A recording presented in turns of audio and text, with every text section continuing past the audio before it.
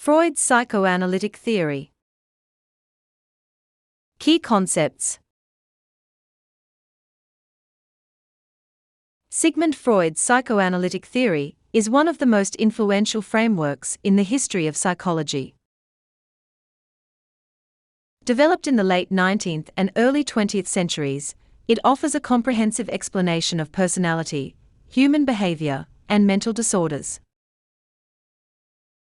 At its core, the theory emphasizes the role of unconscious processes, early childhood experiences, and internal conflicts in shaping personality and influencing behavior. Although controversial and heavily debated, Freud's ideas introduced concepts that remain central to psychology and psychotherapy today. In what follows, I will briefly sketch the key concepts of Freud's psychoanalytic theory. On the structure of personality. Id, ego, and superego. One of Freud's most enduring contributions is his structural model of personality, which consists of three components, namely id, ego, and superego. For Freud, the id is the primitive, instinctual part of the mind present at birth. It operates according to the pleasure principle, which seeks immediate gratification of basic biological drives such as hunger, thirst, sex, and aggression. According to Freud, the id is unconscious and does not consider morality, logic, or social norms. The ego, on the other hand, is the rational part of the mind, which develops as a child interacts with the real world. According to Freud, the ego functions according to the reality principle, which mediates between the impulsive demands of the id, the restrictions of the superego, and the demands of external reality. And for Freud, the ego employs rational thought and problem solving, and it helps individuals navigate reality in socially acceptable ways. The superego, according to Freud, represents internalized moral standards and ideals, largely acquired from parents and society. According to Freud, the superego has two components, namely, conscience, which punishes misbehavior through guilt, and the ego ideal, which rewards good behavior through pride. Freud believes that the superego strives for perfection and often conflicts with the id's impulses. It is important to note that the dynamic interactions and conflicts between and among the id, ego, and superego, according to Freud, shape personality and behavior. As a matter of fact, psychological tension arises when these systems are imbalanced, leading to anxiety or maladaptive behavior. On the levels of consciousness. Freud proposed that the human mind operates on three levels of consciousness, each influencing behavior in distinct ways. The conscious mind includes thoughts, perceptions, and feelings we are aware of in the present moment. The preconscious mind contains memories, knowledge, and experiences that are not actively in awareness, but can be easily retrieved when needed. The unconscious mind, according to Freud, is the most powerful and significant level. It houses repressed desires, fears, and unresolved conflicts that strongly influence behavior, often without conscious awareness. These hidden processes surface indirectly through dreams, slips of the tongue, or neurotic symptoms. Freud believed that many psychological problems result from unresolved unconscious conflicts. His psychoanalytic therapy aimed to make the unconscious conscious, allowing individuals to gain insight into hidden motives and achieve greater psychological balance. Thus, the levels of consciousness reveal the depth and complexity of human thought and behavior. On the psychosexual stages of development. Another central element of Freud's psychoanalytic theory is his model of psychosexual development. He argued that personality forms through a series of stages in childhood, each centered on a specific erogenous zone.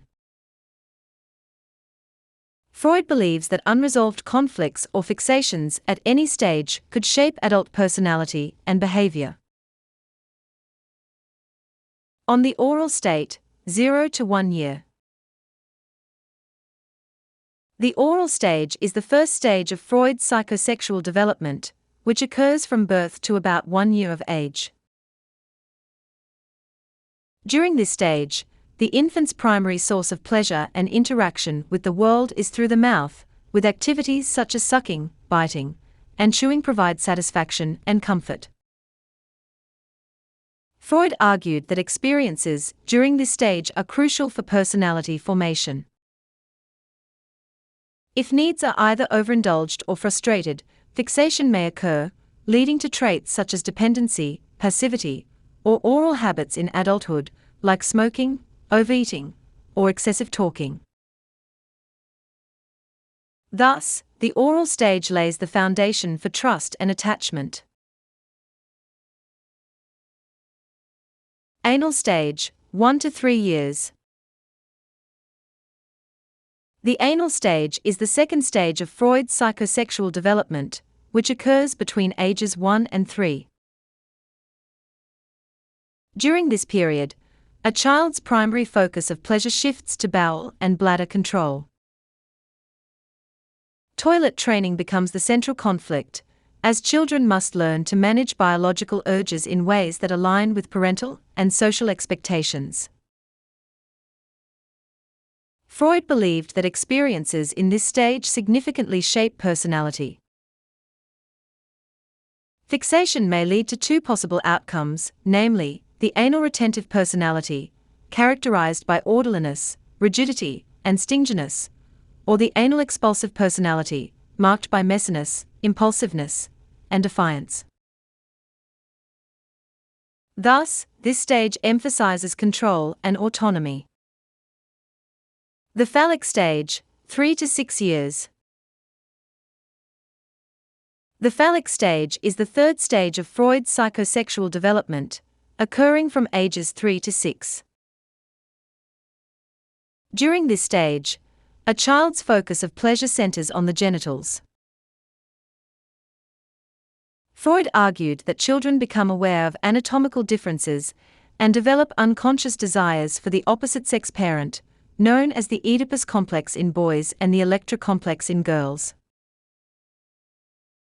Resolution of these conflicts occurs through identification with the same-sex parent, leading to the development of gender identity and the internalization of moral values within the superego. Fixation at this stage may result in adult issues related to relationships, vanity, or guilt. Latency stage, 6 to puberty years. The latency stage is the fourth stage of Freud's psychosexual development, occurring roughly from age 6 to puberty. During this period, sexual impulses are repressed as children redirect their energy toward learning, socialization, and skill development. Friendships, especially with same-sex peers, become important, and children begin to internalize cultural values, rules, and expectations. The latency stage is marked by intellectual growth, mastery of academic tasks, and the development of hobbies and interests.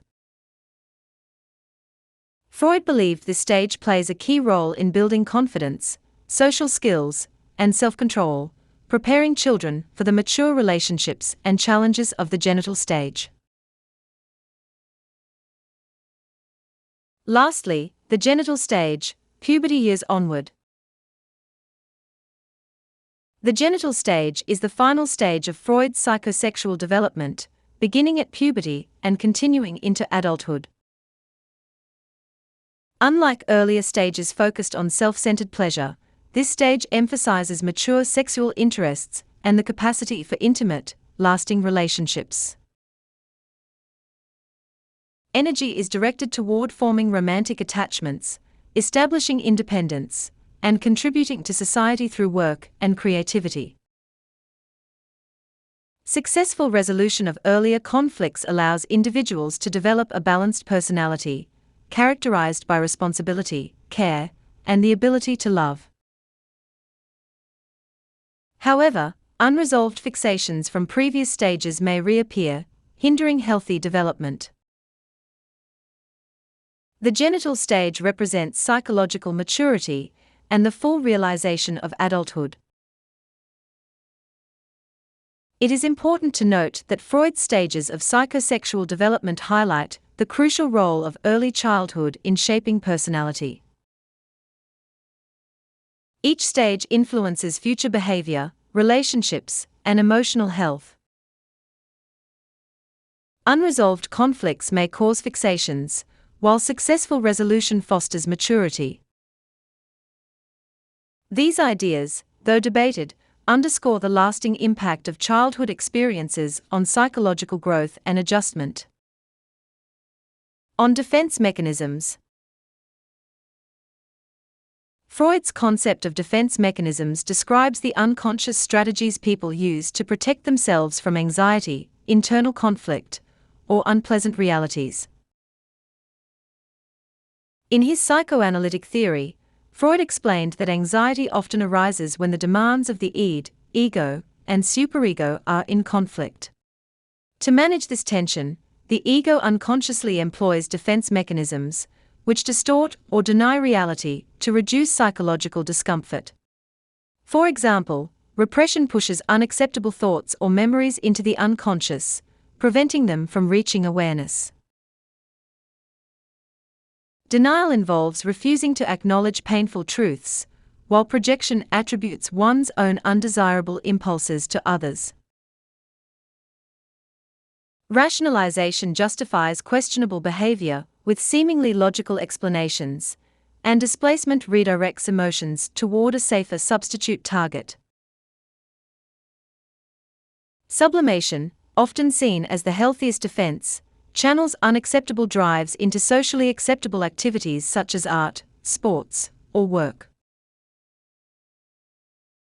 Though defense mechanisms may provide short-term relief, excessive reliance on them can lead to unhealthy patterns, masking underlying issues instead of resolving them. Freud's daughter, Anna Freud, later expanded on his work, providing a detailed classification of these mechanisms. Ultimately, the concept of defense mechanisms reveals the hidden ways individuals cope with stress and maintain psychological balance, showing how unconscious processes deeply shape behavior. It is worth noting that for Freud, defense mechanisms protect the individual from psychological distress, but can also distort reality if overused. On the methods of analysis. In Freud's psychoanalytic theory, the methods of analysis were designed to uncover unconscious thoughts and conflicts influencing behavior. One of the most important techniques was free association, where patients were encouraged to speak freely about whatever came to mind, without censorship. Freud believed this spontaneous flow of thoughts could reveal repressed memories or hidden desires. Another method was dream analysis, as Freud considered dreams the royal road to the unconscious. By interpreting both the manifest content, that is, what is remembered, and the latent content, the hidden meaning, he sought to uncover unconscious wishes. Freud also examined slips of the tongue, later called Freudian slips, which he saw as accidental expressions of suppressed thoughts. Through these methods, Freud aimed to bring unconscious material into conscious awareness, allowing individuals to confront and resolve inner conflicts. These techniques formed the foundation of psychoanalysis, which influences later forms of psychotherapy and psychological assessment.